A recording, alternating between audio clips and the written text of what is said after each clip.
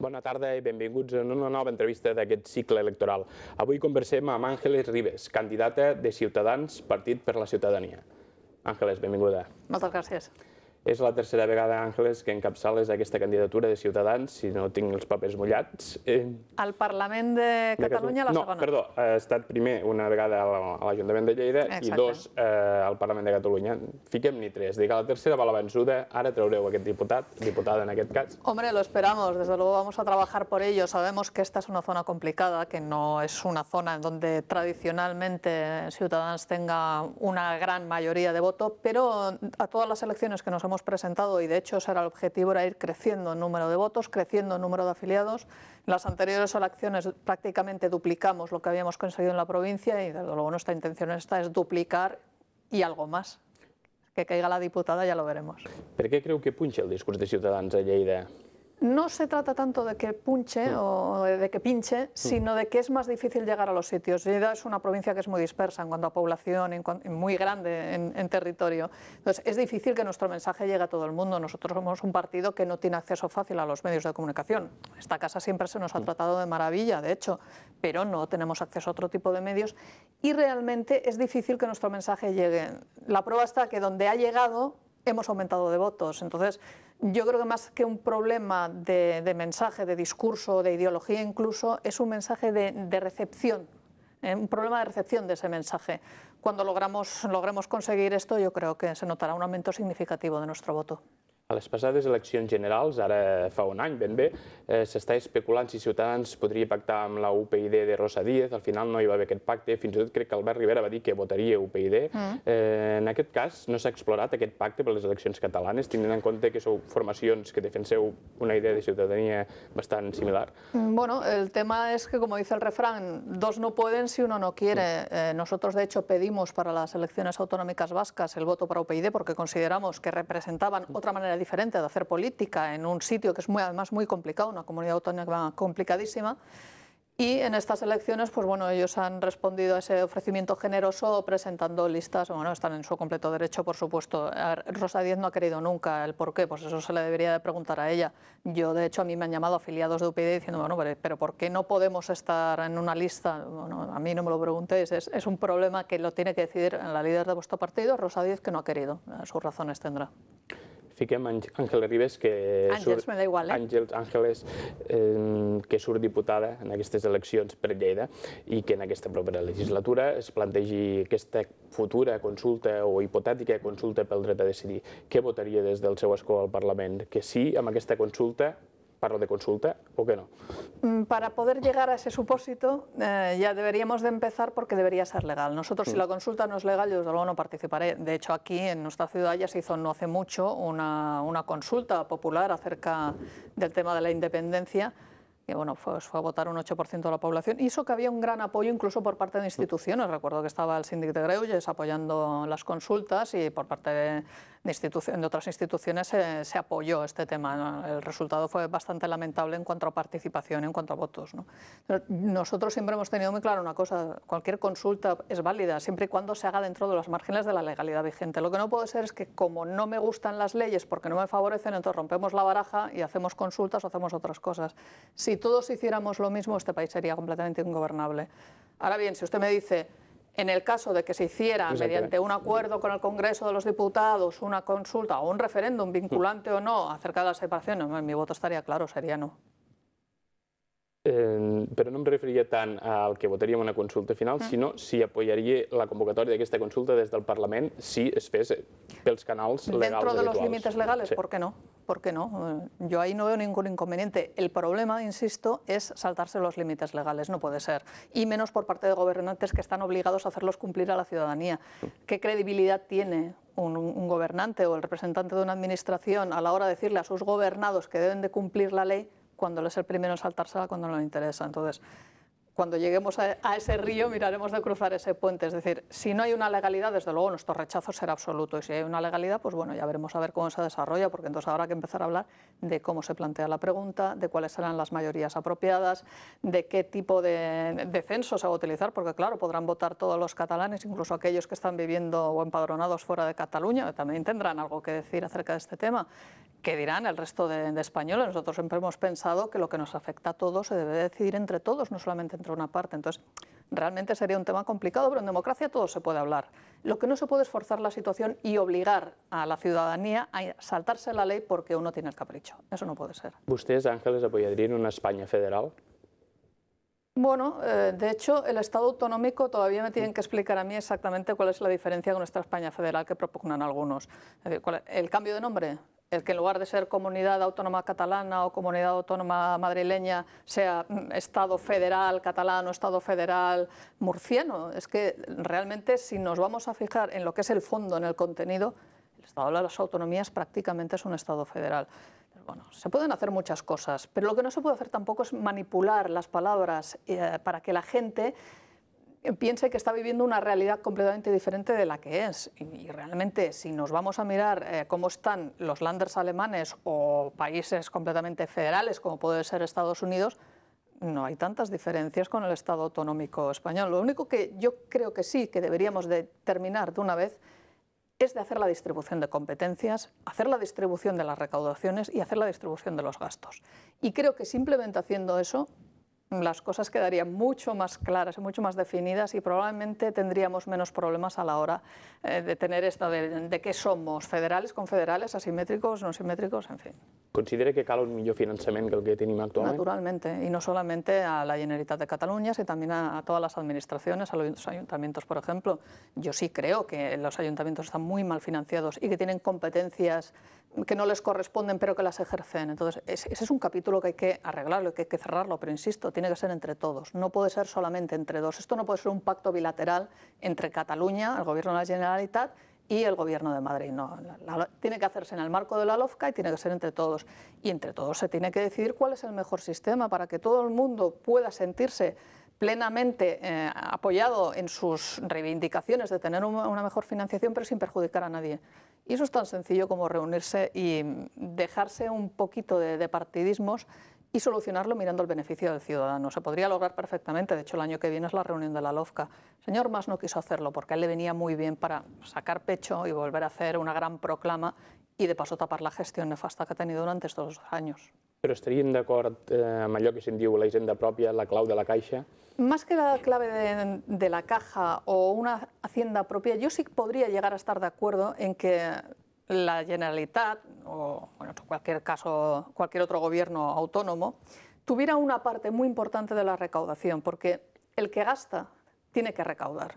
¿Por qué? Porque cuando a ti te llega el dinero de forma a través de convenios o a través de tratados, pero tú no lo recaudas directamente a tus gobernados, pues te encuentras con la paradoja de que, por un lado, puedes gastar un dinero que a lo mejor te costaría mucho recaudar si fueras tú el que lo tuvieras que hacer, y por otro lado te permite el juego del victimismo, es que no tengo suficiente, es que no tengo suficiente. Entonces, eso es un tema del cual se podría hablar y de hecho hay muchísimos estudios que demuestran que no sería un mal sistema para el conjunto de los españoles, pero insisto, eso debería de ser una decisión que tomaríamos entre todos. Sí que es cierto que el que recauda, el mero hecho de hacerlo, después le da un plus de responsabilidad, porque tiene que responder delante de los que les ha recaudado. Y eso creo que sería positivo, pero no solamente para las comunidades autónomas, sino en todas las administraciones públicas. Uno tiene que comprometerse a hacer el gasto que puede llevar a cabo y que sus gobernados pueden asumir. Porque claro, es fácil tirar, como dice en mi pueblo, la pólvora del rey es barata, no tienes más que pedirla y si te la dan, pues te la gastas y luego ¿qué? Ja per tancar aquest bloc una mica, Àngeles, li pregunto, el Partit Popular defensa una idea molt clara d'Espanya, Ciutadans també defensa una idea molt clara d'Espanya. Per què els votants haurien de votar a Ciutadans i no al Partit Popular, que ja fa molts anys que defensa aquesta idea? Por coherencia. sencillamente. O quin factor afegit que els ho aporten? La diferencia entre uno y otro, aparte de temas ya ideológicos, que bueno, se podrían solapar un poco incluso, pero sobre todo es un tema de coherencia a lo largo de los años con lo que uno hace y con lo que uno dice. Uno no puede estar diciendo que es una vergüenza lo que está haciendo Convergencia y Unión en Cataluña y que es una pantomima, y luego estar a la vez gobernando con ellos en la Diputación, por ejemplo, de Barcelona, o en ayuntamientos como en Castelldefels. Es decir, nosotros si nos hemos caracterizado por algo es porque desde el primer día dijimos una serie de cosas que seguimos manteniendo y que seguiremos manteniendo, entremos o no entremos dentro de los ayuntamientos o dentro del Gobierno de la Generalitat. Siempre hemos mantenido la misma línea, y esa coherencia los votantes lo agradecen, y creo que es uno de los factores clave que hace que en estas elecciones Ciudadanos tenga unas posibilidades de crecimiento muy grandes. ¿Por qué? Porque se dan cuenta de que nosotros no utilizamos doble lenguaje, nosotros decimos las cosas tal y como son y las tenemos, no tenemos prejuicios. Y tampoco nos da vergüenza al escuchar que se nos llamen ciertas cosas. En cambio, al Partido Popular sí le pasa. El Partido Popular muchas veces se avergüenza de sus principios, se avergüenza de sus votantes y se avergüenza de lo que llevan los programas. Y luego intenta pactar con quien sea para seguir siendo parte del club, del grupito de los que bueno, pues son más o menos aceptados y considerados bien dentro de la sociedad. Y yo no tengo ese problema que tienen algunos. Entonces, ¿por qué a nosotros deberíamos de ser una opción antes que el Partido Popular? Simplemente por coherencia, por principios. Són més d'esquerres vostès, o bastant més d'esquerres, li dic mirant el programa. Bueno, sí, tenemos una parte más de izquierdas que el Partido Popular, pero también tenemos una parte liberal muy importante, creo yo. Yo de hecho, soy de esas personas que consideran que cuanto menos el Estado ingiera en la vida de los ciudadanos, mejor. Pero sí que es cierto que tenemos, porque la situación además lo requiere así, medidas muy importantes de cara a no terminar de destrozar el estado de bienestar que nos han dejado. Comencem parlant d'aquestes mesures. Dació en pagament, sí o no? Por supuesto, por supuesto. De hecho, nosotros en esta pasada legislatura fuimos uno de los promotores que le llevaron el tema de la dación al pago al Parlamento, y en estas elecciones también lo llevamos. Es que además a mí todavía me tienen que explicar muy bien por qué se está rescatando bancos y luego esos mismos bancos son los que están desahuciando a las personas, cuando ese producto, que al fin y al cabo es una vivienda o un local de un autónomo, de una pequeña empresa, después la van a ir a colocar a un banco malo a un 40% de su valor. Sin embargo, ellos seguirán reclamándole a la familia o al empresario que han desahuciado el 100% del crédito o la parte proporcional que les quedaba de pagar. Es injusto. Y es tan injusto que hasta las propias asociaciones de jueces han dicho que hay que hacer algo con esto. De hecho, desde Bruselas también se nos ha dicho que nuestra ley hipotecaria no beneficia al ciudadano y lo deja en situación de grave indefensión frente a las prácticas bancarias. El Código de Buenas Prácticas que se intentó impulsar desde el Congreso de los Diputados no ha servido para nada, absolutamente para nada, y el drama social que tenemos en España es incalculable, o sea, porque aquí nos llegan las partes más dramáticas de aquellas personas que o bien se suicidan o incluso hacen acciones terroríficas porque no pueden soportar el que les echen de su vivienda. Pero es que el drama que además de estas familias están viviendo los miles de empresarios que han creado puestos de trabajo, y bueno, pues las cosas han ido mal por la crisis y están teniendo que hacer frente a embargos de naves, de locales, y que no van a poder pagar nunca en su vida, a eso hay que ponerle una solución. Y eso yo creo que no solamente nosotros, los demás partidos también deberían de empezar a poner el granito de arena. Així, mirant el seu programa, també es veu que aposten per l'agricultura ecològica i que volen limitar el tema dels transgènics. I ja sap que competeixen amb Iniciativa i amb la CUP amb aquests temes. Bueno, pero yo creo que aquí este es uno de esos casos en que podríamos decir que no hay una competición, sino simplemente una apuesta por el sentido común. Y de hecho, en el Parlamento de Cataluña nosotros hemos votado a favor de todas aquellas iniciativas que, llevándolas a otros partidos en las antípodas ideológicas, creemos que benefician al ciudadano. Y creo que eso es hacer política en mayúscula. El no decir, mira, como lo llevan otros y no lo llevo yo, que no son de los míos, le voy a decir que no, o me voy a abstener, que por cierto es una postura también muy típica del Partido Popular. Nosotros no, nosotros si la propuesta es buena y creemos que beneficia al ciudadano, es independiente de quién la proponga o quién no. Lo que hay que ir es a beneficiar al ciudadano y en este caso podemos coincidir, hay propuestas con iniciativa que hemos coincidido, de hecho una de ellas que nos parece completamente razonable en estos tiempos era el tema de los envíos de las papeletas electorales conjuntas de todas las listas electorales de toda Cataluña. Un solo envío saldría muchísimo más barato y no tendríamos que, bueno, pues se han negado Convergencia y Unión, se han negado el Partido Popular, se ha negado el Partido Socialista. Es una propuesta que es buena, porque no la podemos hacer de todos, Nosotros en ese aspecto no tenemos ningún problema. Anem a parlar una mica d'infraestructures. Quines vies, quines comunicacions consideren prioritàries per a les comarques de Lleida? Yo siempre he dicho que tenemos un aeropuerto de fines de semana y no tenemos la gran autovía que nos tendría que conectar con el Valle d'Aran. Y ese es un fallo. Ya sabemos que no es una infraestructura que dependa de la Generalitat de Cataluña, pero vamos a ver, se tendría que haber presionado para poder conseguir tenerla mucho antes que tener el aeropuerto, porque de hecho ahora mismo no nos está sirviendo para nada. Entonces, esa es una de las grandes. Veremos qué pasa con la autovía de Gerri de la Sal, perdón, con la variante Gerri de la Sal. ¿Qué va a pasar con eso? Porque bueno, yo entiendo que técnicamente es muy complicado, es una obra realmente complicada, pero no me acaba de gustar por dónde está yendo la solución que están aportando. Y luego, por supuesto, el tema del canal Segarra-Garrigues. Yo ya tengo una edad y llevo toda mi vida oyendo hablar del Segarra-Garrigues y sin ver el Segarra-Garrigues terminado.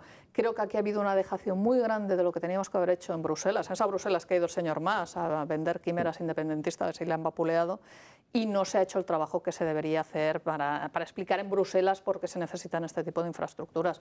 Y luego seguimos teniendo, no tenemos una autovía Tarragona, no tenemos una conexión directa con Zaragoza, excepto por una carretera infame y por una autopista de pago.